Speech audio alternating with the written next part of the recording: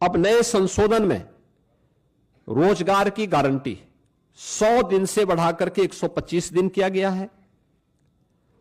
साप्ताहिक वेतन यानी साप्ताहिक भुगतान होगा। ऐसा नहीं कि महीनों और वर्षों लग रहे हैं। अब हर सप्ताह लेबर ने काम किया तो साप्ताहिक उसे भुगतान होगा, और देरी होगी तो इसका मुआवजा भी देना होगा, यानी उसके लिए अतिरिक्त तो उसको ब्याज देना होगा। समय पर काम नहीं मिलने पर बेरोजगारी भत्ता अब कानूनी अधिकार हो गया है। यानी अगर कोई व्यक्ति कहता साहब मुझे काम चाहिए और काम नहीं दे रही है ग्राम पंचायत, तो उसके बदले में उसको भत्ता की गारंटी होगी।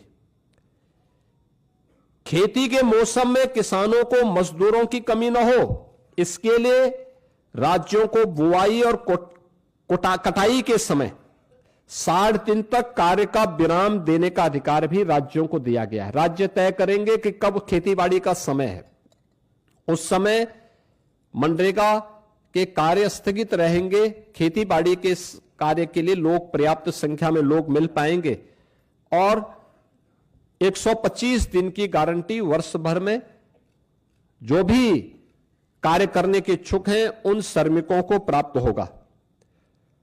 किसान और मजदूर दोनों के हित इसके माध्यम से सुरक्षित रखने की गारंटी दी गई है।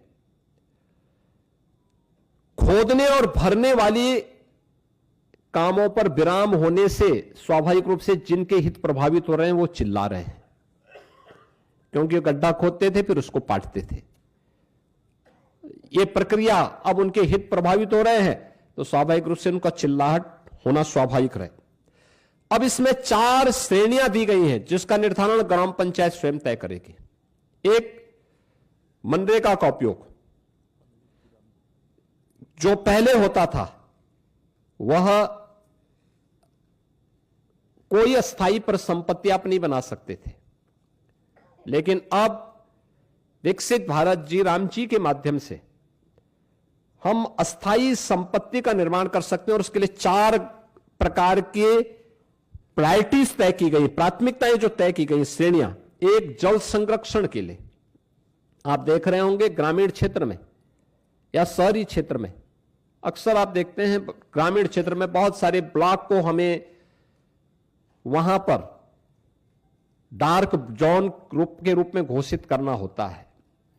पानी की मात्रा बहुत नीचे जा चुकी होती है, कोई वहां पे स्थायी व्यवस्था नहीं बन पाती है। आप इस योजना के माध्यम से जो मनरेगा में व्यवस्था नहीं थी, विकसित भारत जी राम जी के माध्यम से गारंटी दी गई है कि वह इसके माध्यम से जल संरक्षण की अस्थायी व्यवस्था क्रिएट कर सकते हैं, यानी रेन वाटर हार्वेस्टिंग की व्यवस्था, चेक डैम की व्यवस्था और उससे जुड़ी हुई अन्य सुविधाओं को वहां पे गांव में वो क्रिएट कर सकता है।